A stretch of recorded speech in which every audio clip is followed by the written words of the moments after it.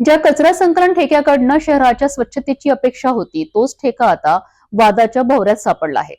1 तारखेपासून सुरू झालेल्या कोणार्क कंपनीच्या कामात पहिल्याच 15 दिवसात मोठी अनियमितता समोर आली असून एका व्हायरल व्हिडिओने खळबळ उडवून दिली आहे. अमरावती शहरात कचरा संकलनाकरिता कोणार्क कंपनीला कंत्राट देण्यात आले आहे. करारातील अटीनुसार कचरा संकलनासाठी वापरण्यात येणाऱ्या सर्व गाड्या या ब्रँड न्यू असणे बंधनकारक आहेत.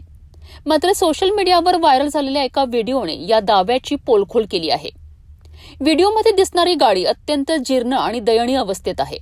अवघ्या 15 दिवसात नवीन गाडीची अशी अवस्था होणे अशक्य असल्याचा दावा नागरिक करीत आहेत.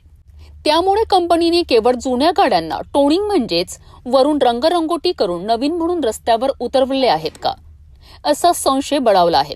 या प्रकारामुळे अमरावती महानगरपालिकेच्या संबंधित विभागाच्या भूमिकेवरही आता प्रश्नचिन्ह उपस्थित होत आहे.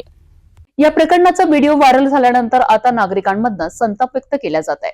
महानगरपालिका या प्रकरणाची चौकशी करून कोणार्क कंपनीवर कठोर कारवाई करणार का, की याकडे जाणीवपूर्वक दुर्लक्ष केले जाणार, याकडे संपूर्ण शहराचे लक्ष लागले आहे.